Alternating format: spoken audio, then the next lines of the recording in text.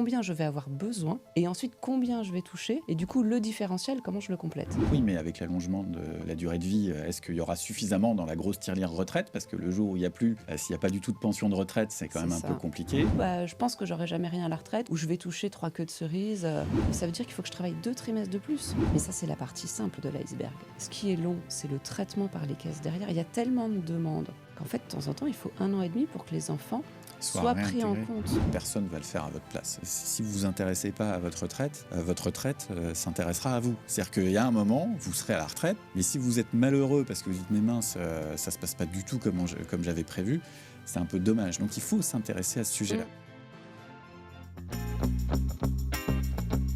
Bonjour et bienvenue dans mon podcast Patrimoine, le podcast qui rend la gestion de patrimoine accessible à tous.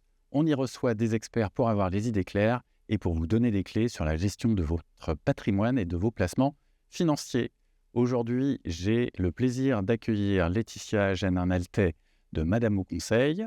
Bonjour Laetitia. Bonjour Mathieu. Tu es fondatrice et gérante de Madame au Conseil, un cabinet de conseil qui se focalise sur l'aide à la préparation à la retraite pour tes clients. Et c'est le sujet sur lequel on va parler de nouveau parce que tu étais venu en première saison et tu n'avais pas pu tout dire sur la retraite, bien sûr. Donc, on va compléter aujourd'hui avec notamment quelles sont les bonnes stratégies pour bien préparer sa retraite, pour anticiper les choses. Le podcast est préparé avec l'agence TSMF Tout sur mes finances. Je suis Mathieu Berthaud, cofondateur et directeur général de mon partenaire Patrimoine, mon podcast Patrimoine. C'est parti. Alors, Laetitia, souvent, ce qu'on se dit dans plein de sujets patrimoniaux, c'est que pour poser les bonnes stratégies, il faut se poser les bonnes questions. Et en retraite, souvent, les questions, c'est quoi, combien et quand. Quoi, ça concerne qui je suis, est-ce que je suis salarié, profession libérale, c'est quoi ma carrière, est-ce que j'ai eu des changements dans ma carrière. Donc ça va être très structurant. Combien, c'est de combien j'ai besoin aujourd'hui, de combien je peux avoir besoin à la retraite. Quel va être mon train de vie. Je ne veux pas avoir de mauvaises surprises et me retrouver à un moment avec un problème de budget le jour J quand je prends ma retraite. Et puis quand, qui est évidemment une grande question et puis qui a été mise un peu sur le devant de la scène avec la réforme des retraites. Quand est-ce que j'ai le droit de partir à la retraite, l'âge minimum? Quand est-ce que c'est le plus intéressant pour moi? Donc cette question de timing, elle est aussi très importante parce qu'il y a un moment où on a peut-être envie de se dire j'ai travaillé suffisamment. Est-ce que je peux encore compléter pour avoir le taux plein, pour avoir plus de trimestres, etc. Donc, ces 3 grandes questions, elles sont quand même très structurantes sur la préparation à la retraite. Qu'est-ce que tu en penses et est-ce que tu mets l'accent sur certaines en particulier? Alors, elles sont primordiales, ces questions. Plus on se les pose tôt, même si c'est contre-intuitif, mieux c'est. Et j'adhère beaucoup à l'idée que tu as soulevée sur le combien. C'est, à mon sens, ce qui est le plus opportun, c'est de se dire de combien je vais avoir besoin et ensuite combien je vais toucher et du coup, le différentiel, comment je le complète. Parce qu'en ce moment, j'entends beaucoup, à combien vont se monter les versements que je vais recevoir tous les mois? Et je leur dis, on va faire le travail ensemble, mais en fait, vous avez besoin de combien? C'est ça le point fondamental. Et le quand, ce que j'entends de plus en plus, au-delà de quel est l'âge légal, quel est le taux plein ou éventuellement à quelle date je peux partir au plus tôt s'il y a un cas qui me concerne, c'est en fait, j'ai envie d'arrêter de travailler plus tôt. Oui. Et ce sont 2 notions fondamentales, la date à laquelle j'arrête de travailler et la date à laquelle j'ai le droit de prendre ma retraite. Et je commence à rencontrer des personnes qui me disent « mais moi, en fait, j'ai commencé à travailler tôt, je ne suis pas en carrière longue, mais comme j'ai commencé à travailler tôt, j'ai envie de profiter de la vie. Mon conjoint est un peu plus âgé, ou on va prendre notre retraite en même temps et du coup, on veut s'organiser du temps de qualité. Donc même si j'ai pas forcément le taux plein, je vais arrêter de travailler et du coup, à combien va se monter ma carrière? Et là, il y a un mécanisme en plus qui est plutôt pratique, c'est quand on arrête de travailler tôt, on peut cotiser volontairement à l'assurance retraite pour compléter sa carrière et arriver au taux plein proche de l'âge légal. Oui. Voilà. Donc le quand, il peut y avoir l'âge légal et le quand j'arrête de travailler et je deviens en inactivité professionnelle, mais soit j'ai cristallisé mes droits à la retraite, soit je continue à cotiser pour atteindre le taux plein. Oui, tu as raison. Il y a 2 points que tu évoques. Il y a le fait de se synchroniser avec son conjoint, son mari, son épouse, son partenaire de Pacs, bref, en disant « tu pars à la retraite plus tôt que moi, est-ce que j'ai envie de continuer à travailler? Est-ce que j'ai besoin finalement de continuer à travailler pendant que toi, tu es à la retraite? On a peut-être envie de passer du temps de qualité ensemble. » Ça, c'est un sujet qui vient, alors qui du coup peut un peu complexifier les choses, mais où là, il y a toute la valeur ajoutée de dire « Ok, vous pouvez vous permettre de partir plus tôt. Certes, vous ne serez peut-être pas à taux plein, mais là, vous pouvez anticiper les choses de telle ou telle manière. Il y a ce point-là. Et puis, dans le timing, quand on est salarié, quelque part, c'est assez simple de voir la notion d'âge légal, d'âge minimum de départ à la retraite, et est-ce que je suis au taux plein? Quand on a des carrières un peu plus, non pas chaotiques, mais diverses, ou quand on est profession libérale ou entrepreneur, là, peut-être qu'on a plus la main sur le fait de se dire « j'ai envie d'arrêter de travailler », entre guillemets. J'ai beaucoup travaillé à un moment, j'ai peut-être eu des moments où j'ai peut-être plus dépensé d'énergie, et là, du coup, je suis fatigué. Nous, on le voit avec des clients, par exemple, des gérants de salons de coiffure, qui peuvent même avoir des maladies professionnelles et ils doivent continuer à travailler, des problèmes aux épaules, etc. C'est des choses très concrètes et qui disent « Ok, mais moi, en fait, il y a 2 ans, je vous aurais dit que je pouvais aller jusqu'à tel âge. Là, finalement, j'ai des problèmes. Si je m'arrête avant, est-ce que ça casse vraiment? Est-ce que ça m'empêche d'avoir ce que j'avais prévu d'avoir à la retraite ?» Ça, c'est effectivement une notion de timing qui est importante. Oui, et puis ça peut être aussi des professionnels libéraux qui ont l'occasion de céder leur part de leur cabinet Tout à fait. médical, avocat, expert comptable, et du coup qui se disent, en fait, avec le fruit de la vente, si je place les fonds que je vais récupérer, ça peut me permettre d'avoir des compléments de rente obligatoires qui vont me boucler le budget en fin de mois, et du coup, même si je vends mes parts à 58, 59, 60 ans, ça me laisse du temps de famille ou du temps de convivialité, je fais ce que je veux, et j'assure quand même mes arrières, et du coup, je vais m'arrêter de travailler avant, donc j'aurai peut-être pas le taux plein dans ma caisse, mais j'aurai suffisamment de fonds que j'aurai placés, investis sur le support qui va bien. Ça, c'est important de pouvoir se projeter là-dessus. Ouais, et effectivement, on le voit, et notamment chez les professions libérales ou les entrepreneurs. Un autre exemple, des personnes qui sont dans la restauration. Il y a eu des moments plus ou moins faciles pour la restauration. Ils savent qu'ils ne seront pas au taux plein.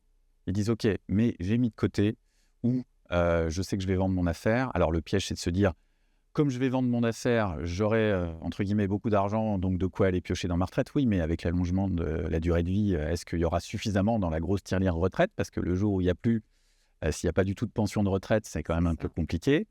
Et effectivement, le fait de se dire « Je sais que je n'aurai pas le taux plein, mais j'ai préparé les choses à côté. » Et ça va me permettre de compenser, voire même d'aller au-delà, et même de protéger mon épouse ou mon mari si lui aussi a une problématique de carrière, ou le fait qu'il est peut-être moins cotisé que moi parce qu'il a moins gagné que moi, etc. Et effectivement, tout ça, c'est des éléments où il faut pouvoir chiffrer et avoir l'information. Tu le sais parce que toi, c'est ton quotidien et tu as accès à cette information, tu sais jongler avec cette information. Nous aussi, dans la manière dont on accompagne les clients en conseil patrimonial à 360 degrés. Mais pour le commun des mortels, je dirais, pour qui ce sujet n'est pas leur quotidien, est-ce que l'accès à l'information, il est facile, il est organisé? Parce qu'on en parle partout, on en entend parler tout le temps, notamment quand il y a un focus gouvernemental. Est-ce que c'est facile de savoir, avoir la bonne information, savoir évaluer ce qu'on aura à la retraite et du coup actionner les leviers qui permettent d'anticiper ce départ en retraite? Alors, dans l'absolu, accéder à l'information, c'est facile, je veux dire, dès qu'on a une connexion Internet. Parce qu'il y a une foultitude de sites de qualité qui permettent d'avoir de l'information. On a chacun notre espace personnel et grâce à France Connect, on peut y accéder sans se créer un nouvel identifiant. C'est vrai, c'est pratique. Donc, l'assurance retraite, info retraite, l'Agir Carco pour ceux qui sont salariés ou assimilés salariés, et toutes les caisses libérales ou la MSA. Donc, on a accès par ces sites-là à l'information juridique et à une zone personnalisée propre à chacun de notre carrière. Ensuite, qu'est-ce qu'on fait de cette information? Est-ce qu'elle est exhaustive? Et si on se rend compte qu'elle ne l'est pas complètement, où est-ce qu'on va chercher l'information? Et là, on attaque les arcanes des textes juridiques, ça devient un petit peu moins simple. Et puis, pour des personnes qui seraient plus col bleu que col blanc, ne serait-ce que se dire, en fait, j'ai conscience que j'ai un espace en ligne qui m'attend, mais en fait, mon quotidien, c'est pas du tout d'utiliser un ordinateur, encore moins un smartphone, le coffre-fort numérique, j'en ai jamais entendu parler. Là, on se trouve pile dans la fracture numérique. Et donc, comment est-ce que la personne qui, en toute bonne foi, se dit, comment est-ce que la personne accède à l'information? On sait qu'il y a les maisons France Service, qui sont des bâtiments avec service public installés dans les villages, ou pour les plus petites communes, il y a des camions qui se baladent. Oui. Mais là aussi, il faut tomber sur le bonjour. Est-ce qu'il y a un créneau disponible? Voilà. Donc, il y a peut-être une tranche de la population qui est un peu isolée, mais dès qu'on a un accès à l'informatique, en fait, oui, on peut avoir accès à l'information, je veux dire, d'un premier niveau, qualitatif, quand on se pose des questions un petit peu plus complexes telles qu'on a commencé à l'aborder là dans ce podcast, il faut aller un peu plus loin dans la recherche parce que juste dans l'espace personnel, alors plus ça va, moins l'information est de qualité. L'évolution du relevé de carrière ces dernières années Ouais. fait que le cotisant déjà s'y retrouve moins facilement dans la lecture du document et il y a des données qui disparaissent. Typiquement, jusqu'à il y a 3-4 ans, on avait une distinction, je vais rentrer un peu dans la technique, mais pour comprendre, quand je parle de déperdition de qualité d'information, c'est qu'en France, il existe des trimestres cotisés. Tous les mois, je vais verser des cotisations et des trimestres dits assimilés. Est-ce que j'ai été au chômage? Est-ce que j'ai eu de la carrière à l'étranger? Bon, et ça, c'est très important, notamment si on veut étudier un départ pour carrière longue.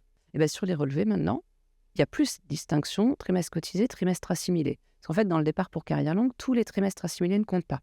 On n'en prend que certains. Mais si sur le relevé de carrière, on ne voit plus l'indistinction, on peut se dire, j'ai commencé à travailler tôt, à 62 ans, j'ai tous mes trimestres et j'ai atteint le bon âge, je prends ma retraite. Ah oui, mais en fait, monsieur, vous aviez, ou madame, vous aviez 6 trimestres de chômage, j'en prends que 4. Ça veut dire qu'il faut que je travaille 2 trimestres de plus. Et ça se voit plus, ça. Et maintenant, ce relevé qui avait un peu perdu en qualité, depuis 10 jours, il a disparu de l'espace du cotisant. On ne peut plus le télécharger. Ah oui, donc là, on n'a même pas l'info, la visibilité. Alors, comment on fait concrètement? Alors, on se réfère au relevé individuel de situation qui, lui, reprend toutes les caisses obligatoires dans lesquelles on a des droits, mais on a moins de précision d'information que le relevé dont je parlais, qui est spécial assurance retraite. D'accord. Voilà, parce que cette notion de trimestre cotisé assimilé, c'est en lien avec la retraite de base, donc historiquement, l'assurance retraite. Voilà. Mais du coup, après, on se réfère au relevé individuel de situation. Le fameux RIS sur Voilà. inforetraite.fr, ouais, c'est ça. Voilà.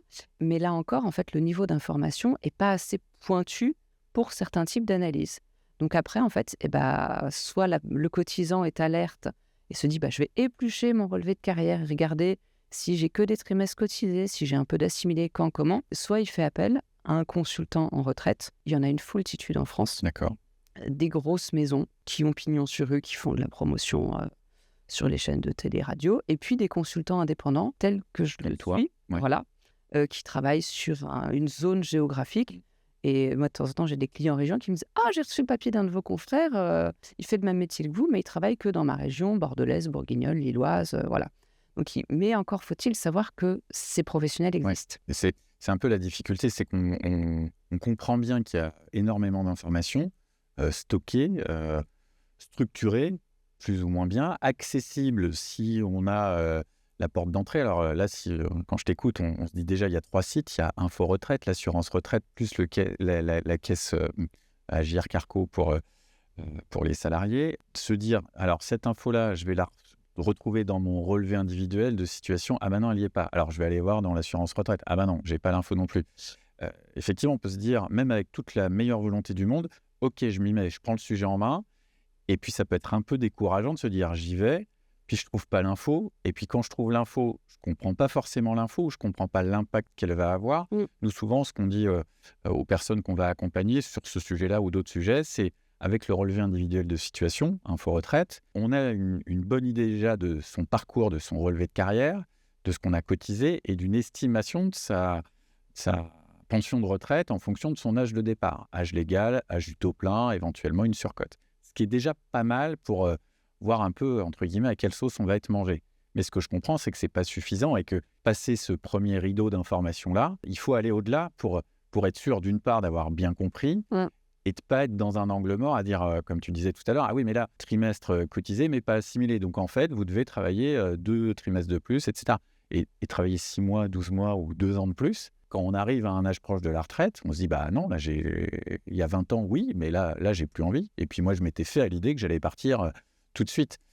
Comment on peut fiabiliser ça par soi-même ou alors en se tournant vers un professionnel du sujet? Alors, il y a un premier niveau d'information qu'on peut avoir directement auprès des caisses, parce qu'on a tous une messagerie dans notre espace personnel, donc on peut poser des questions. D'accord. Ensuite, les caisses proposent des entretiens qui durent 20 à 30 minutes. Tout au long de l'année. Et puis, il y a l'Agir Carco et l'assurance retraite qui, depuis quelques années, organisent des semaines où là, elles démultiplient le nombre de créneaux ouverts et du coup, elles dégagent du personnel pour que les cotisants qui arrivent à obtenir un rendez-vous, parce que là aussi, il y a beaucoup de demandes, mais même entre les rendez-vous de l'année et les rendez-vous qui sont démultipliés sur cette semaine-là, de temps en temps, il n'y a plus de place. Ouais, mais tu as bien une interlocutrice ou un interlocuteur de la caisse qui va répondre à ton cas personnel. C'est Oui, d'accord. mais sur un temps. Limité, ouais. Voilà. Et pour quelqu'un qui aurait été libéral, salarié, qui redevient salarié après avoir été libéral, bah, il se peut que le conseiller en face, il ne connaisse pas la législation Ouais. de la caisse libérale, ce qui est légitime, parce qu'il Ouais. est salarié, par exemple, fait. de la GIR-Carco. On ne va pas lui demander de connaître par cœur la CIPAV ou la caisse des sages-femmes. Bon.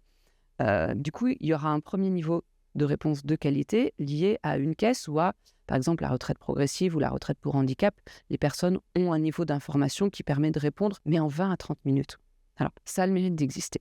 Et il en faut, Bien sûr, c'est super. bien sûr. Pour des particuliers ou des entrepreneurs qui se posent des questions un peu plus pointues ou qui ont besoin d'échanger sur du plus long terme, de mûrir la réflexion sur 1 semaine, 2 semaines, peut-être de temps en temps 6 mois de réflexion, là, faire appel à un tiers dont c'est le métier au quotidien, un consultant spécial retraite, un gestionnaire de patrimoine qui aurait cette corde à son arc, c'est vraiment ce qu'il y a de plus pratique. Ouais. Donc, il ne faut pas hésiter à se dire, même si on est très volontaire, il ne faut pas hésiter à se faire aider, à dire, soit par effectivement un conseiller qui va avoir sa disponibilité plus ou moins contrainte. Alors, c'est sûr que quand on s'y prend au dernier moment et qu'il y a peut-être un délai pour obtenir un rendez-vous et peut-être éventuellement ensuite des choses à faire, on n'a pas du tout la marge d'action pour, même si on a tout bien compris, pour aménager les choses. Et effectivement, alors il y a des envois, je ne sais plus à quels âges précisément, de courrier automatique pour dire vous en êtes là dans le parcours, Ouais. quelque part. Mais souvent, c'est un courrier qu'on voit passer, où on se dit c'est dans longtemps, etc.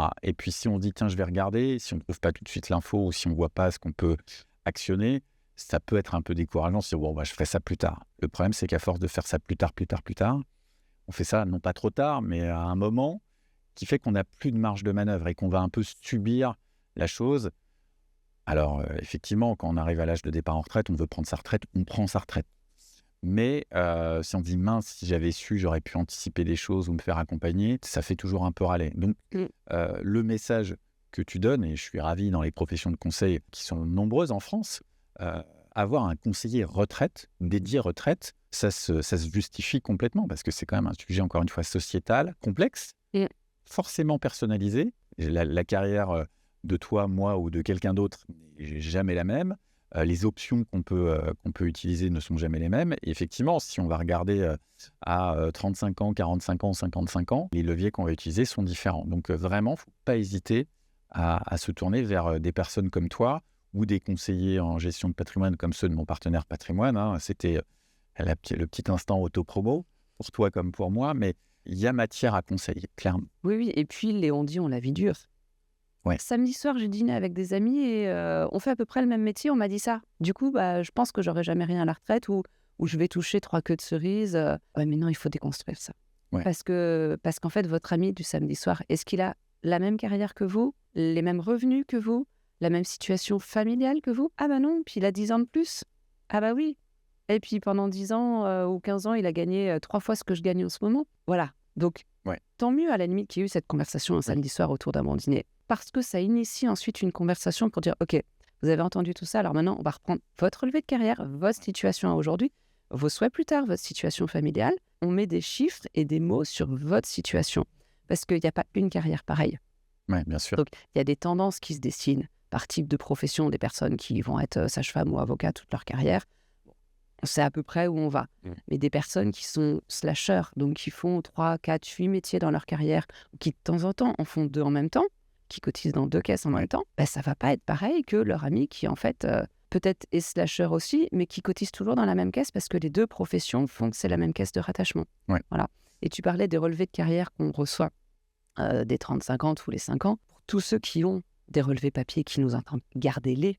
Parce qu'avec la déperdition de qualité en ce moment, quand on peut s'appuyer sur d'anciens relevés, ça sécurise une partie du raisonnement et ensuite on peut poser des questions à l'assurance retraite, à la GIR-Carco ou à la caisse libérale de façon beaucoup plus précise. Donc surtout les archives papier. D'accord. Il faut les garder ou les numériser pour ceux qui potentiellement pourraient craindre une inondation dans la cave ou qui ont un grenier qui prend un peu l'eau. Numériser, garder. Donc le zéro papier, c'est bien, mais en fait, l'historique papier qu'on a, il ne faut pas se dire maintenant tout doit être stocké quelque part, ça ira. Non, il faut le garder, le numériser, c'est peut-être effectivement la bonne...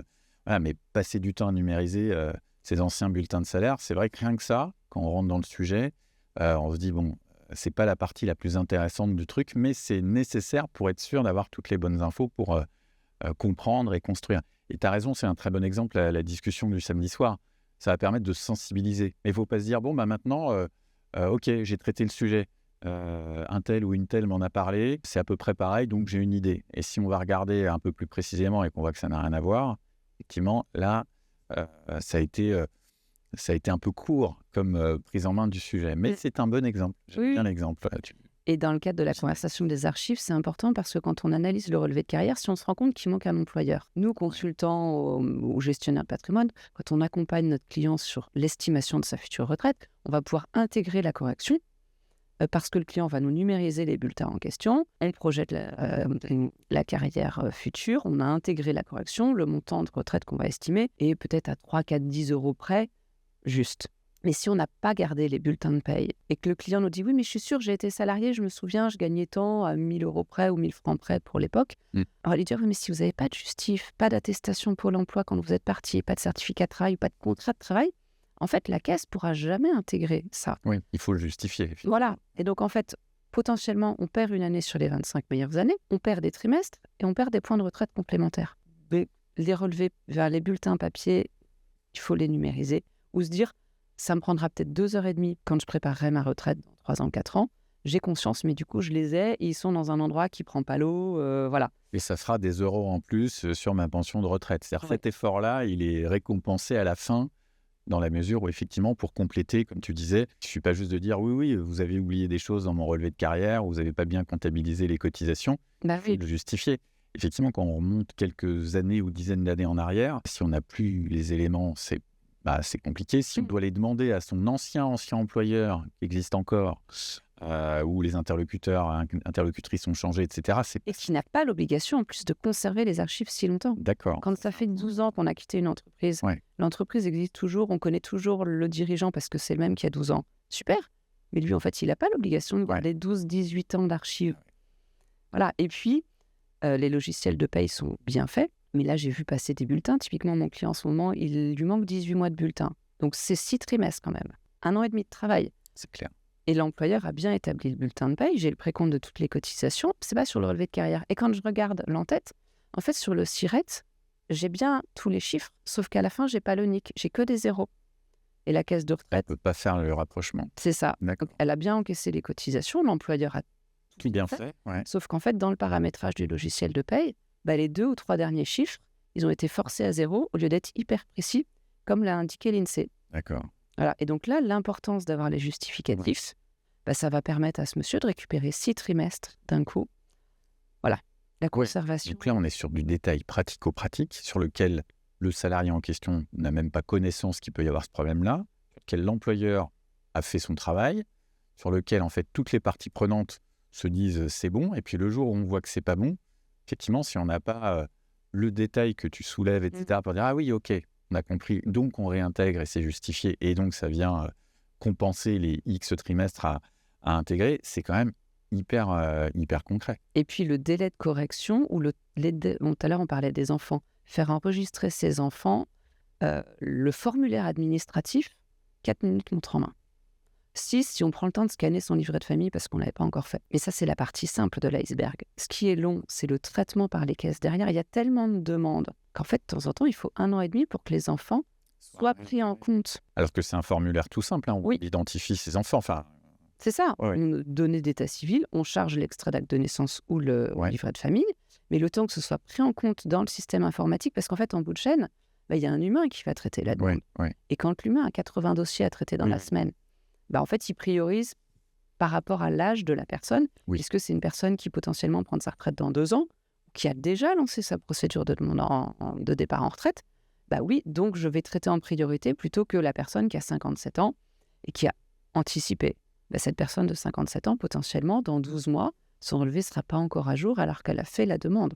Donc il faut avoir à l'esprit tous ces délais et se dire, du coup, je sais que j'ai une action à faire, je la fais, je ne m'inquiète pas si ce n'est pas traité dans 12 mois.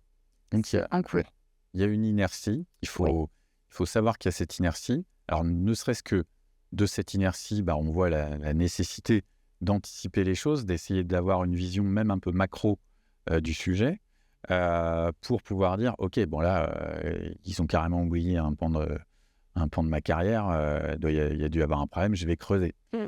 Seul ou accompagné. Je peux à la limite me dire, OK, je saurais faire par moi-même, mais ça prend du temps. Même quand on a la solution et qu'on a les éléments, le fait de l'injecter dans ce gros système qui, au final, restitue une pension de retraite, ça prend du temps, ça peut nécessiter ensuite de creuser chaque point. Donc, on est vraiment dans quelque chose de très fin et encore une fois, de très personnalisé. Oui, oui. Et alors, heureusement, il y a des simulateurs qui sont proposés par les sites qui permettent d'intégrer manuellement ces informations. D'accord. Par exemple, le simulateur de pension de l'assurance retraite ou d'info-retraite, il y a le module standard et il y a le module qu'ils appellent personnalisé. Et moi, je recommande qu'on utilise celui-là parce que ça permet d'ajouter les enfants quand ils ne s'apparaissent pas déjà. Ça permet d'affiner la carrière future. Est-ce que je suis salarié et il y a eu des négociations dans ma boîte, je sais que tous les ans, pendant les 3 prochaines années, j'ai 2% d'augmentation. Du coup, je peux en tenir compte. Ou je travaille à mon compte et ma situation est très bonne. La situation de l'entreprise va bien. Je sais que je vais pouvoir m'augmenter un peu les autres années. Je l'affine ou, à contrario, là, c'est un peu tendu. Du coup, j'envisage de moins me rémunérer. Comment ça va jouer? Via le module personnalisé, on peut déclarer une baisse de revenus et du coup, voir comment ça va jouer sur la future pension. Mais là, c'est un frein. J'envisage de racheter mes trimestres. Simulateur, nickel, on sait combien ça coûte, on peut envoyer la demande de devis. Mais en fait, dans le simulateur, on ne peut pas noter le rachat de trimestre, ou alors je ne l'ai pas vu. Et du coup, on ne sait pas de combien ça va améliorer. D'accord. Ça ne réintègre pas le rachat de trimestre dans l'actualisation de la pension de retraite après rachat de trimestre. C'est ça. Ça, c'est dommage. Donc, on a un simulateur, combien ça va me coûter. On a un simulateur, quelle va être ma pension au regard de mon relevé de carrière. Mais il n'y a pas d'effet avant-après. Non. Autant on peut ajouter des trimestres qui ont été travaillés à l'étranger en sélectionnant le pays. Donc, l'assurance retraite peut dire, OK, j'ai un accord bilatéral avec ce pays, ça rentre dans la carrière française, nickel. Pour le rachat de trimestre, non. Donc, on a un outil très bien sur combien ça me coûte. Mais c'est dommage, on ne peut pas simuler combien ça va m'améliorer. C'est là que, du coup, typiquement, j'ai de la valeur ajoutée. Tu interviens. Voilà, parce que je vais pouvoir dire, OK, si vous rachetez en option 1, en option 2, c'est encore un niveau de détail, mais quelle est la différence entre l'option 1 et l'option 2 ? Moi, je peux intégrer dans les simulations. Vous rachetez en option 1, ça vous coûte tant, ça vous rapporte tant. En option 2, voilà le pour et le contre. Rapport coût-prestation, on y va. Tu veux nous dire un mot sur option 1 et option 2, sur rachat de trimestre, ou c'est vraiment très technique? C'est pas très technique, je vais me lancer. La retraite de base, c'est 3 composantes dans la formule. Le salaire des 25 meilleures années, ou 23 ou 24 si on est mère de famille, un taux et un rapport entre les trimestres qu'on a acquis sur les trimestres requis pour le taux plein. L'option, on va jouer que sur le taux. C'est pour ça que ça coûte moins cher que l'option 2. Parce que l'option 2, on joue sur le taux et sur le ratio final.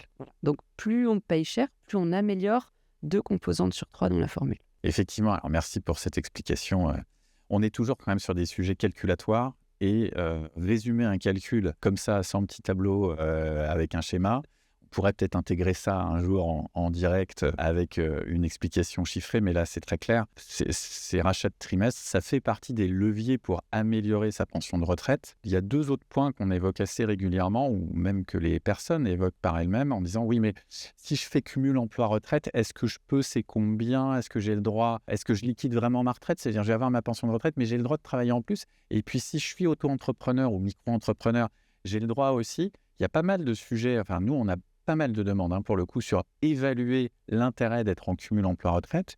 Et puis il y a aussi, on en a entendu parler, la retraite progressive. À partir de 60 ans, on peut choisir de partir progressivement à la retraite, ce qui peut paraître un peu contre-intuitif. Tu veux nous en dire 2 mots sur ces deux possibilités-là? Oui, le cumul emploi-retraite de tout temps, ça intéresse beaucoup de personnes qui soit s'éclatent dans leur boulot et du coup se disent j'ai des droits acquis, je les prends puis je continue à travailler, soit des personnes qui ont besoin de compléter leurs revenus, parce qu'en fait, la retraite, en ayant tout bien fait administrativement, ça ne vient pas boucler le budget de fin de mois. Au début, on se disait de combien j'ai besoin. Absolument. C'est fondamental. Le combien, c'est 2000. Je touche que 1008. Comment je complète les 200? Donc, j'ai fondamentalement besoin parce que ce n'est pas de la dépense sanctuaire. Et là, le cumul emploi-retraite peut avoir un intérêt très pertinent. Et en plus, c'est foutrement d'actualité puisque l'année prochaine, ça va devenir beaucoup plus restrictif. Parce qu'en fait, on a bien compris, le législateur veut que les personnes restent en emploi et le jour où elles partiront à la retraite, c'est définitif. Donc, tout ce qu'on pouvait faire avant de se dire je vais cumuler partiellement mes revenus de professionnel et la retraite, ou je vais cumuler complètement. Donc, c'était le cumul emploi-retraite libéralisé ou plafonné. Et à partir pour les personnes qui prendront leur retraite au 1er janvier prochain, retournement de situation, ce sera en fonction de l'âge qu'on pourra cumuler totalement ou partiellement. Ce ne sera plus en fonction de la carrière complète, oui, non, de est-ce que je vais travailler chez mon ancien employeur ou dans une nouvelle entreprise. D'accord, donc ça annule le côté un peu personnalisé et c'est juste une question d'âge. D'accord, donc c'est a priori moins intéressant, en tout cas moins souple. C'est ça, Ouais. Vraiment moins souple. Donc là, en fait, les personnes qui se posent la question maintenant de cumul emploi-retraite, c'est maintenant. C'est cette année qu'il faut prendre sa décision. Il y a 7 mois et demi, on est le 15 avril, là, il y a 7 mois et demi pour s'organiser, parce que ceux qui peuvent prendre leur retraite maintenant et qui envisagent un cumul emploi-retraite, il y a peut-être tout intérêt à se dire au plus tard ma retraite au 1er octobre, comme ça je peux ensuite lancer un cumul emploi-retraite, parce que j'avais prévu de travailler encore 12-15 mois. Je suis salarié, je suis en train de faire une passation avec une nouvelle recrue, on avait tout calé avec mon employeur, peut-être qu'en fait il va falloir un petit peu rétro-pédaler ou se dire en conscience, je garde mon départ dans 15 mois dans mon exemple, mais j'ai 15 mois pour m'organiser différemment pour un cumul emploi-retraite ou autre chose qui pourrait être envisagée. Ouais. Et la retraite progressive, heureusement, on en parle de plus en plus depuis 12-15 mois, parce que c'est une très bonne occasion pour les personnes de décélérer professionnellement, aussi bien en tant que salarié qu'en tant qu'indépendant, et de garder un niveau de revenu fin de mois convenable. Alors, il faut tout de suite avoir à l'esprit qu'on ne garde pas le même net fin de mois. D'accord. En étant en retraite progressive. Ne serait-ce que parce que la retraite de base, c'est au mieux 50% du salaire moyen. Oui, le fameux taux plein, on se dit je pars avec le même revenu. Non, déjà c'est moitié moins en termes de base. C'est ça. Ouais, c'est toujours un truc qui surprend les gens, qui disent comment ça, la moitié, j'ai loupé des trucs. Non, c'est là, vous êtes au max. Voilà. Okay. Mais ça peut apporter un confort moral, une transition pour préparer la vie de famille, se préparer moralement, ou des personnes qui auraient une santé qui nécessite plus de temps personnel et qui soit sont libérales et s'organisent du coup comme elles veulent, soit sont salariées et qui ont un employeur qui comprend et qui accepte de signer un contrat de travail pour passer de temps plein à temps partiel, par exemple. Parce qu'il y a quand même cette casquette où les personnes qui sont à temps plein et qui veulent passer en retraite progressive, il faut que l'employeur soit d'accord, parce qu'il faut du coup que le contrat de travail soit revu, que le bulletin de paye, du coup, soit cohérent avec le contrat de travail, avec le temps de travail. Donc, il y a un peu de discussion avec l'employeur. Ouais, c'est une stratégie personnelle, mais il faut embarquer son employeur. Il faut qu'il soit d'accord. Et ça a un impact pour lui, forcément, puisque temps partiel versus temps plein, c'est pas la même chose pour lui. Après, c'est vrai que d'un point de vue sociétal, encore une fois, les règles du jeu évoluent. Il faut aussi que les entreprises sachent accompagner les personnes les plus expérimentées, les seniors en entreprise. Ça fait toujours un peu peur. On est considéré senior, je ne sais plus, à partir de 45 ans. Ça fait un peu bizarre. Mais en tout cas, la frange la plus âgée de ces salariés, il faut penser à cette étape-là. Je pense que c'est aussi un point qui non pas qui manque, mais en tout cas qui est pas assez mis en avant dans les discussions autour de la retraite. On voit ça comme, oui, chacun va avoir ce problème-là à gérer. Le système par répartition, attention, ça peut pas tenir, débrouillez-vous, faites de la retraite par capitalisation. Ok, mais là, j'ai des possibilités, tant mieux, cumul emploi-retraite. Alors là, on change les règles du jeu, le législateur change les règles du jeu, alors qu'on commençait à en parler de manière un peu positive et que ça infusé aussi auprès des gens. Je trouve ça toujours dommage quand les règles du jeu changent comme ça, surtout si c'est un peu en défaveur des personnes qui pourraient en bénéficier. Sur la retraite progressive, ça paraît assez intuitif de se poser la question pour un salarié. Pour un non-salarié, profession libérale, moi j'ai un peu plus de mal à l'expliquer, parce que quelqu'un qui vient me dire je suis travailleur non-salarié en retraite progressive, comment je peux faire ?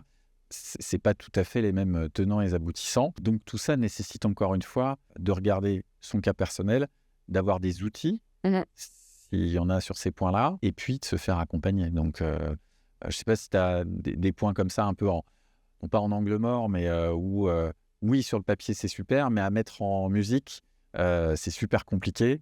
Donc là, ça prend du temps, encore une fois, et il faut l'anticiper. Ça prend du temps, et du coup, est-ce que le jeu en vaut la chandelle ? Par exemple, quelqu'un qui a 6 à 18 mois de son départ en retraite, typiquement, le départ en retraite progressive, c'est une procédure qui est aussi longue qu'un départ en retraite. D'accord, oui, c'est pas... Donc, en fait, est-ce que ça... de la même manière. Voilà. à part de se dire j'ai une charge mentale telle que je ne suis plus en mesure de travailler à temps plein. Il faut que je réduise. Ok, bon bah on lance des démarches. Voilà, par exemple, je pense que typiquement quelqu'un qui n'en peut plus de son boulot, qui a des problèmes de santé et qui, Ouais.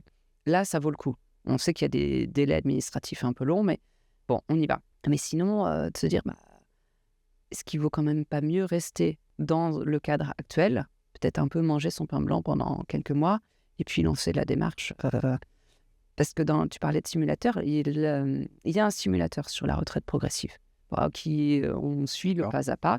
Ça rappelle le cadre légal, quand même très important parce qu'on ne peut pas se lancer n'importe comment. C'est pas je réduis mon temps de travail ou ma rémunération de 10% et du coup je vais percevoir 10% de retraite. Oui, c'est pas un curseur comme ça, on dit allez hop. Non, voilà, Ça, il y a quand même des critères à respecter. Donc là, il y a un simulateur qui existe, qui fait le pas à pas juridique et qui chiffre. Nickel. qui est à quel endroit ce site? Sur le site de l'assurance retraite. L'assurance retraite, ouais.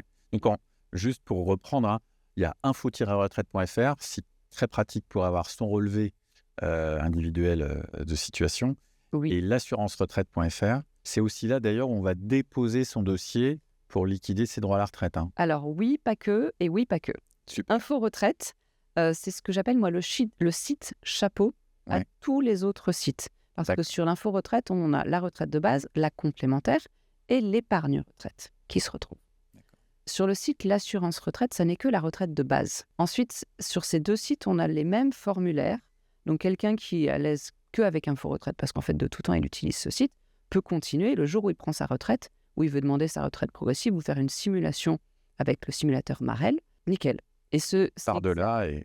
voilà. Et en fait, ce sont les mêmes formulaires que l'on retrouve sur le site l'assurance-retraite.fr. Voilà. Ça, c'est simple. Oui, oui, tout à fait. Et quelqu'un qui aurait cotisé qu'à la CIPAV, il va remplir le même formulaire. Voilà. En passant par Info Retraite, le formulaire sera transmis à la CIPAV qui va traiter. Voilà. Et... Le point d'entrée, effectivement, comme tu dis, soit Info Retraite ou l'assurance retraite, on ne se retrouve pas à devoir ressaisir les mêmes infos ou reprendre les mêmes infos dans un autre formulaire. Non, non, non. Ça pourrait, hein, on ne serait pas complètement surpris. Et il y a des caisses quand même qui vont poser des questions complémentaires pour conforter les droits qu'elles ont à leur connaissance. Typiquement la GIRCARCO, quand elle reçoit une demande par le canal de l'assurance retraite ou d'Info Retraite, écrit aux cotisants en disant « Attention, vous avez formulé votre demande, vis-à-vis de moi, ça n'est pas une demande définitive, vous devez compléter en ligne un formulaire complémentaire à l'assurance retraite. Tant que vous n'aurez pas validé mon formulaire, je considère que vous n'avez pas formulé officiellement la retraite vis-à-vis de moi. » Ça, c'est important. Et pour revenir sur la retraite progressive, il y a des personnes qui sont déjà à temps partiel, qui remplissent les clous pour en bénéficier, qui n'en ont pas connaissance. Et qui, du coup, se privent d'une partie de complément de revenus tous les mois, avec un avantage par rapport à ceux qui travaillent à temps plein, c'est que là, elles n'ont pas d'autorisation à demander à leur employeur de passer à temps partiel parce qu'elles sont déjà à temps partiel. Pile dans les clous du temps de travail nécessaire. Donc, tous ceux qui nous écoutent et qui sont à temps partiel, peut-être penchez-vous sur le site l'assurance retraite ou Info Retraite ou le site que vous avez l'habitude d'utiliser pour regarder si vous ne pourriez pas déjà être éligible à ça. Et donc, au-delà d'être en temps partiel, c'est d'être en retraite progressive dès à présent. Oui. Et du coup, d'avoir un peu plus de revenus tous les mois à temps de travail équivalent. Donc, ça nécessite une démarche administrative. Quelques mois où on patiente, éventuellement on a des allers-retours avec la caisse parce qu'il va falloir fournir une information ou deux. Mais du coup, dans quelques mois, on peut avoir un complément de revenus presque sans rien faire. Et effectivement, là, c'est finalement de bien se reposer les bonnes questions, un peu comme on disait en introduction, avoir une checklist en disant, mais au fait, moi je suis à temps partiel, si ça se trouve, je vais aller vérifier, mais je suis éligible à la retraite progressive. C'est en fait de penser à aller regarder, c'est un peu ce que tu dis en général, c'est qu'il n'y a pas vraiment de proactivité. L'info n'arrive pas pré-mâchée à chacun, personnalisée, etc. Il faut quand même faire l'effort d'aller regarder, d'aller questionner un peu ce qui existe, en sachant que oui, il y a des sujets sur lesquels on peut aller cocher la case, voire même la case est pré-cochée, et que finalement, il suffit juste de faire la démarche administrative, de dire oui, ça en fait, on peut déclencher maintenant, je suis éligible, ça m'intéresse, je déclenche, parce qu'effectivement, personne ne va le faire à votre place. Ça, une administration, une caisse de retraite ou qui que ce soit, ne va pas dire dès lors que vous êtes éligible, hop, ça active la chose.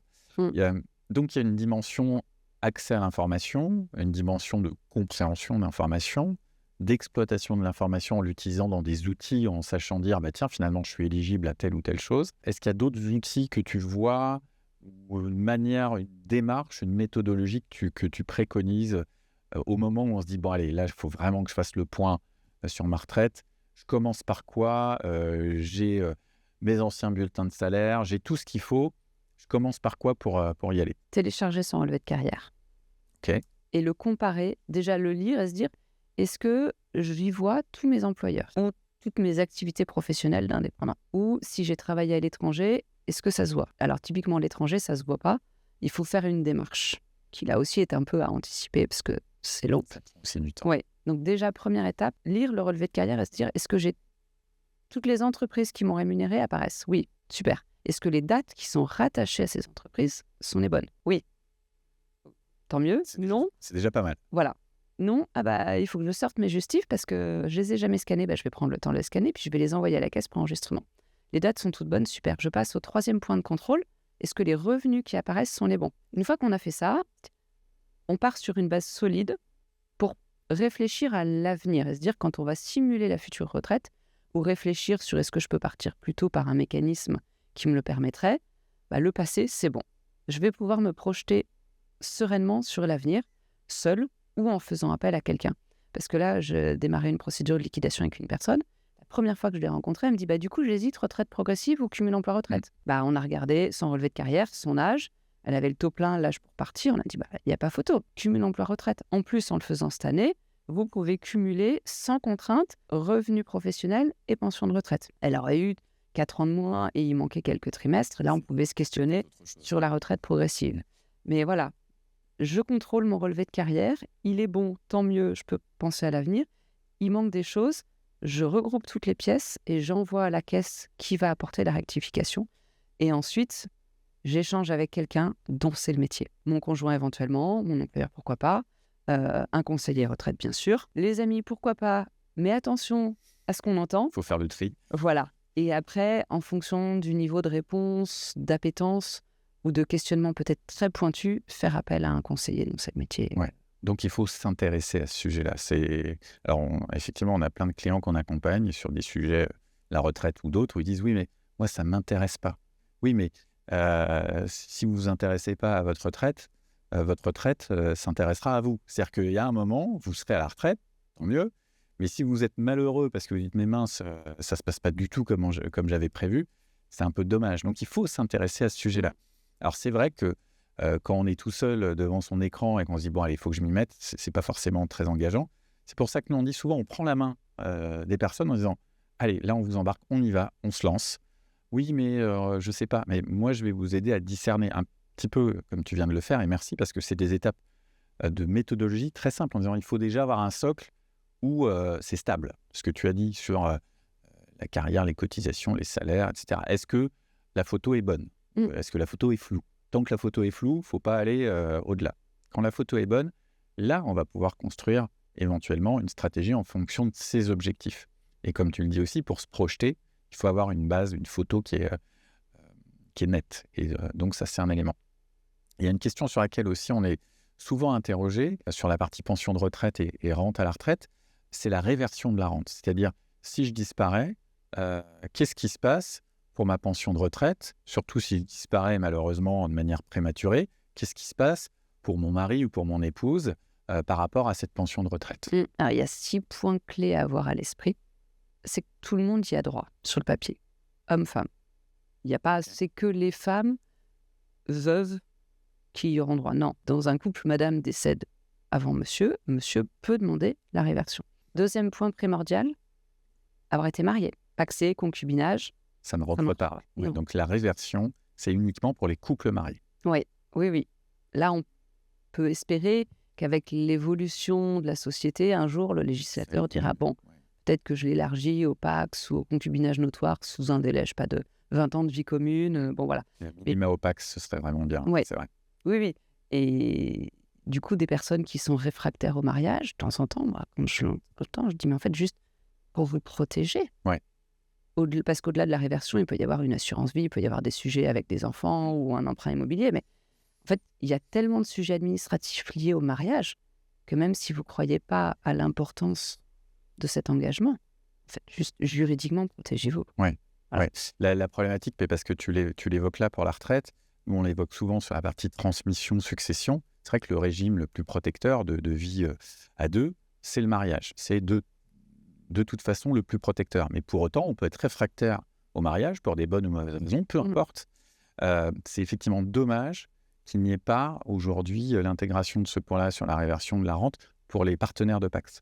Parce qu'aujourd'hui, en termes de transmission, de succession, même si on n'est pas sur un régime aussi protecteur que le mariage, le Pacs, c'est déjà très protecteur, notamment par rapport à l'union libre, le concubinage. Et le Pacs, ça se noue et ça se dénoue facilement. Le mariage, la problématique du mariage, c'est le divorce. Comme souvent, c'est une procédure lourde, etc., qui peut impliquer le fait d'être un peu réfractaire en disant « oui, mais si je fais ça que pour la pension, la réversion de la pension de retraite, au-delà même de la dimension que ça peut porter, c'est vrai que ça peut paraître lourd. Mais c'est une réalité, ce deuxième point que tu soulèves, ça ne vaut aujourd'hui que pour les personnes mariées. » Oui, troisième point, c'est la réversion, c'est à partir d'un certain âge. Typiquement, pour la retraite de base, c'est à partir de 55 ans. Donc, monsieur, vous perdez votre épouse à 53 ans, il va falloir attendre 2 ans avant de pouvoir demander la réversion. Il y a des caisses qui mettent ça à 60 ou à 62 ans. Et donc là, on arrive sur le quatrième point, c'est que chaque caisse a sa propre législation sur la réversion. Il n'y a pas une vérité française en termes de réversion de retraite. Après, il va y avoir une condition de ressources. Alors, ça rejoint un peu le point de la législation, mais c'est quand même un point très important à avoir à l'esprit. Typiquement, l'assurance retraite, c'est sous condition de ressources. Donc, si madame a une retraite de base, retraite complémentaire, elle devient veuve à 63 ans, elle va demander à pouvoir bénéficier de la réversion de son mari. L'assurance retraite pourrait lui dire, mais ne serait-ce qu'avec votre propre pension, madame, vous dépassez le seuil, donc moi, assurance retraite, je ne vous verserai rien. Vous n'êtes pas éligible parce que, entre guillemets, vous gagnez trop. Oui. Ça, vous percevez trop. Voilà. Là, par contre, l'Agirc Arco va dire, moi, je n'ai pas de condition de ressources, donc votre conjoint défunt gagnait X, je vous verse 60%. Voilà. Et dernier point, il faut en faire la demande. C'est un formulaire. Il ne suffit pas d'envoyer un mail dans l'espace personnel en disant, voilà le certificat de décès de mon conjoint, lancez le dossier. Non, il y a un formulaire spécifique qu'il faut compléter. Et dans les conditions de ressources, de temps en temps, il faut fournir des justificatifs, ne serait-ce que sur le patrimoine immobilier.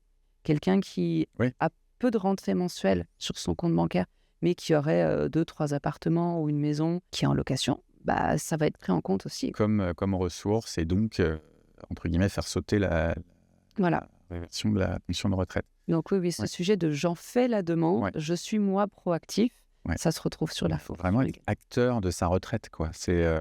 C'est un peu le message.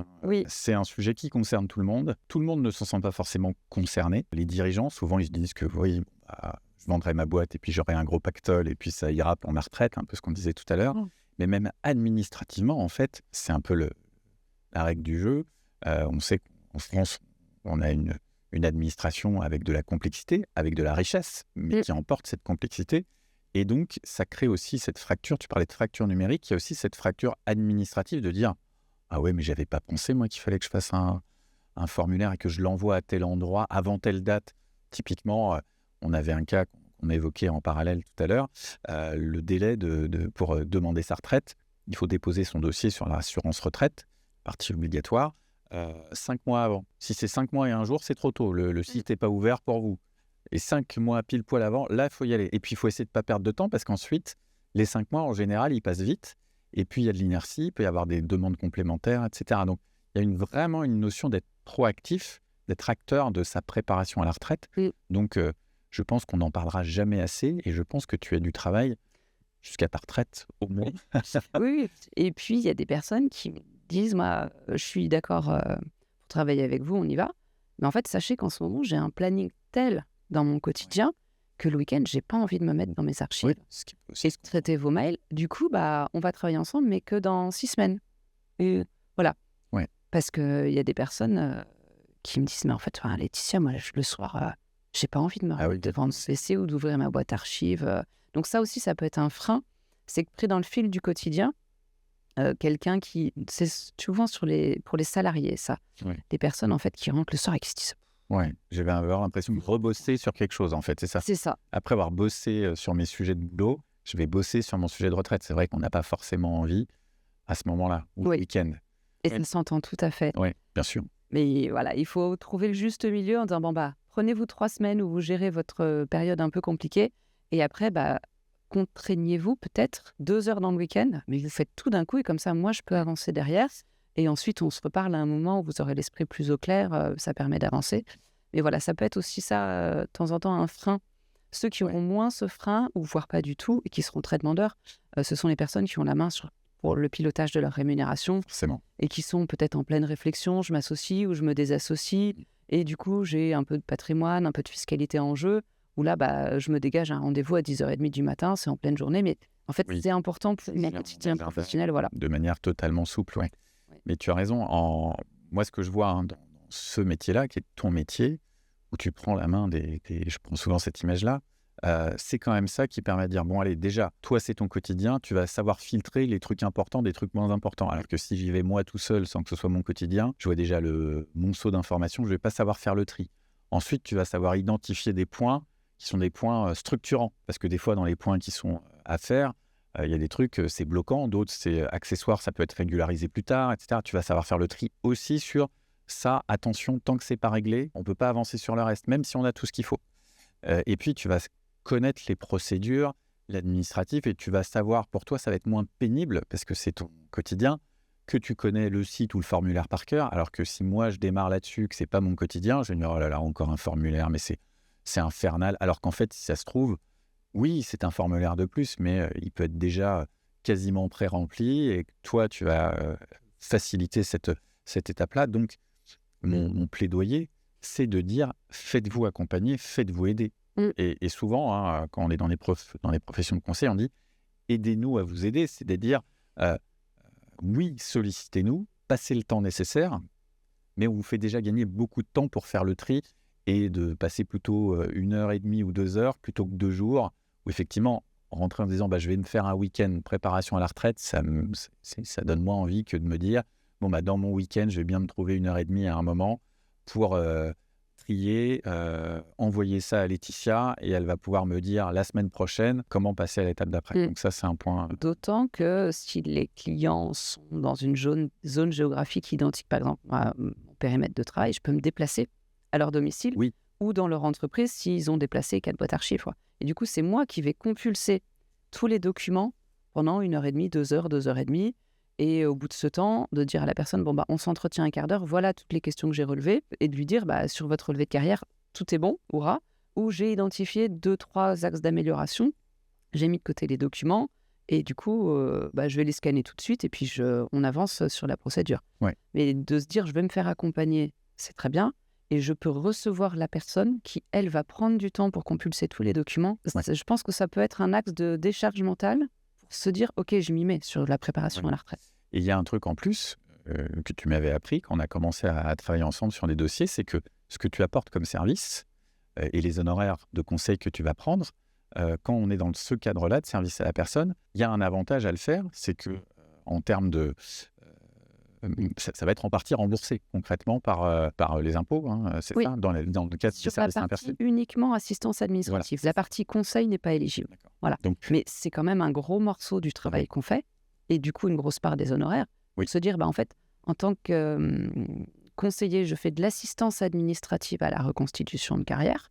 Donc, je compulse tout le passé, je compare et j'accompagne mon client sur la correction de carrière. Et pour ça, je me rends à son domicile. ouais, C'est ça, le service à la personne. c'est ça. C'est moi qui viens. Typiquement, quand j'explique ça au client, en disant crédit d'impôt avec l'avance immédiate, Ouais. vous payez que Oui, c'est 50%. un crédit d'impôt, c'est ça. En fait, j'avais un doute, mais Ouais. effectivement, comme c'est un crédit d'impôt, c'est immédiat et c'est tout de suite bénéfique. Donc, ça incite. Enfin, moi, je Bah trouve que oui, c'est un super tant incitatif. qu'on est à jour de toutes les démarches vis-à-vis de la DGFiP, l'avance immédiate, moi, le site, la coopérative par laquelle je passe, dans l'instant, ou presque, parce qu'il faut que le client crée son espace, parce qu'il y a l'URSSAF qui est un fait intermédiaire, Oui, donc il faut juste se créer un espace particulier, spécial sur le site URSSAF. Mais typiquement, si on est assis côte à côte, en 6 minutes, ouais, c'est prêt. ouais. Et le client, grâce à 6 minutes passées là-dessus, ne paye que 50% des honoraires, et c'est l'administration fiscale qui me verse le reste. Ça incite. On a toujours un sujet sur les honoraires dans les professions de conseil, hein, Ah bah oui, pour que le client identifie le OK, je sais pourquoi je paye des honoraires. Ça formalise, ça concrétise le conseil. Là, effectivement, le temps passé, les démarches faites, toute l'expertise que tu vas pouvoir donner en termes de stratégie, tout ça, ça a de la valeur qui va se retrouver dans tes honoraires. Et sur ces honoraires-là, si tu viens au domicile de la personne, il va payer moitié moins. Moi, je trouve que c'est super pour faire appel à tes services. Ça, c'est un super argument pour se dire, oui, il y a un coût, mais en fait, ce coût va me faire gagner sur ma retraite des euros en plus, parce que j'aurais bien tout fait, et j'aurais même pu optimiser des choses et avoir un levier sur du cumul emploi-retraite, par exemple, qu'on va calculer, que tu vas aider à mettre en place. Et puis en plus, les honoraires, c'est moitié prix pour le client. Je trouve que c'est super, c'est un super incitatif. Mais encore une fois, il faut le savoir. Quand on a commencé à travailler ensemble, quand tu m'as dit ça, j'ai dit, mais oui, en fait, c'est tout à fait logique que ce soit un service à la personne. Et d'ailleurs, je pense que il faudrait peut-être le mettre en avant davantage dans une période déclarative sur les revenus, de dire au fait, n'oubliez pas que dans les services à la personne, il y a aussi le fait de préparer sa retraite et de faire appel à un professionnel pour ça. Bah oui, oui. Donc, ça a du sens. Super. Dans ces... Là, on a beaucoup parlé sur la partie calcul de la pension de retraite. Tu évoquais aussi le fait d'avoir de l'épargne à côté pour aller piocher dedans le jour où il y a besoin de compléter si ma pension de retraite plus éventuellement mon cumul emploi-retraite ne serait pas suffisant. Il y a un véhicule qui est dédié à ça, c'est le plan d'épargne retraite, le fameux PER, qu'il soit individuel ou collectif. Est-ce que tu as un élément à mettre en avant sur ce dispositif-là, sur cette enveloppe, la manière dont ça peut s'articuler, la manière dont toi, tu l'intègres dans la stratégie que tu vas présenter à tes clients? Est-ce qu'il y a un point à retenir en particulier, à ton avis? Alors, je l'intègre systématiquement en opportunité D'accord. de complément à la préparation de la retraite. Il peut y avoir un modulo, c'est l'âge de mon client.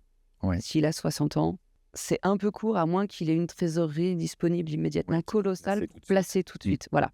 Quelqu'un qui, dès 45 ans, vient me voir et qui n'a pas encore de père, je vais dire, ça vaut le coup de vous y pencher. Ouais. Après, ce qui va être important, c'est la situation familiale de cette personne, son taux d'imposition, Bien sûr. puisqu'avec le père, ce qu'on place, on peut le défiscaliser, mais du coup, on est fiscalisé sur la rente, ou inversement.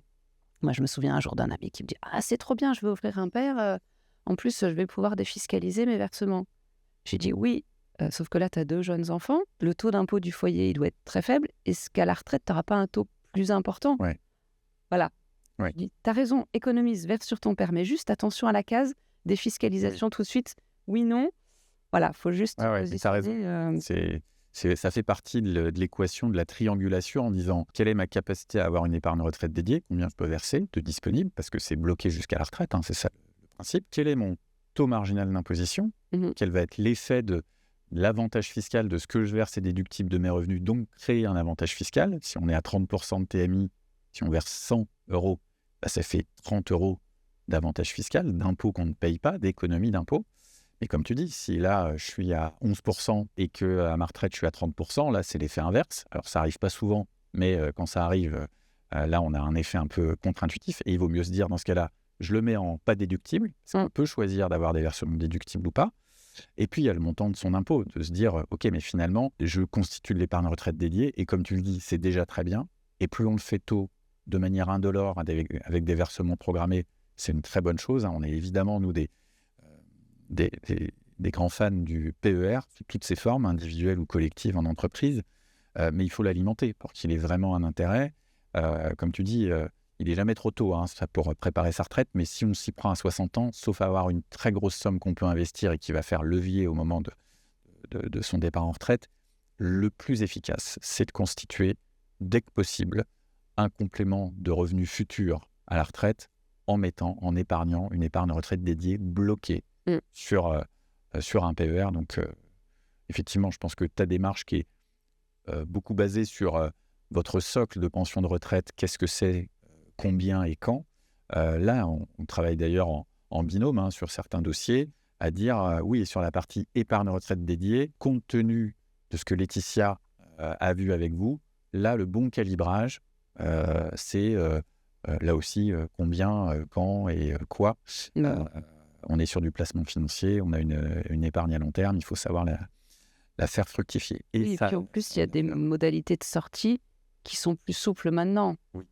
On peut se dire, je place de l'argent en me disant peut-être que ça me rapportera 300 tous les mois.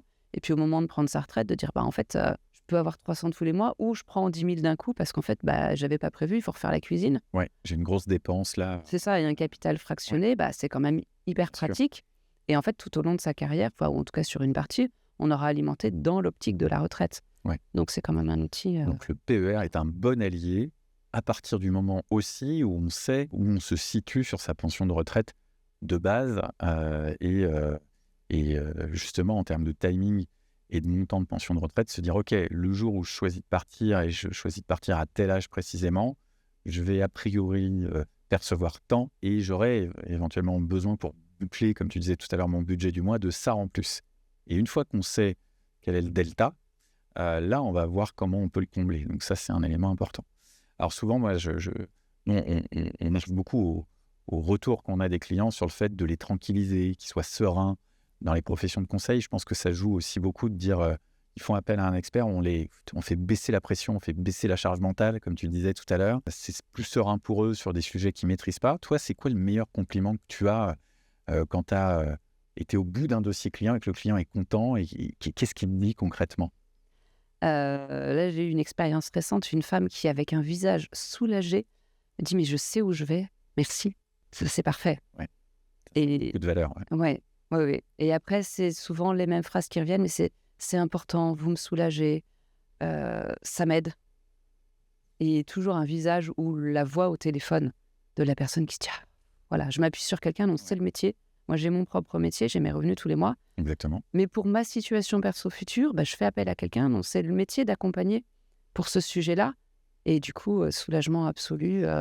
Oui, parce que c'est vraiment un sujet qui peut être anxiogène au possible, surtout quand il y a une pression sur les sujets d'actualité en disant oui, le système par répartition, nous l'entend très souvent, on l'a eu en fin d'année dernière, ça va pas tenir, nos enfants n'auront pas du tout de retraite. Alors si on dit ça à nos enfants, c'est super encourageant.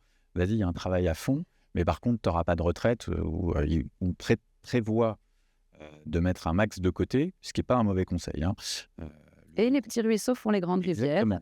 Dès qu'on commence à gagner un peu d'argent, il faut en mettre de côté pour sa retraite. Ça servira toujours. Et à la limite, si ce n'est pas pour sa retraite, le jour où on a la retraite et qu'on a d'autres projets ou je ne sais quoi, ou qu'on a une pension suffisamment importante, c'est pas grave, c'est toujours de l'épargne qui pourra être consommée, transmise, etc. Oui. Mais ce sujet qui peut être très souvent anxiogène, et les compliments que tu reçois de tes clients ne me surprennent pas, le fait de faire baisser la pression, ça permet aux personnes de se dire « Ok, j'ai traité, j'ai le regard d'un expert.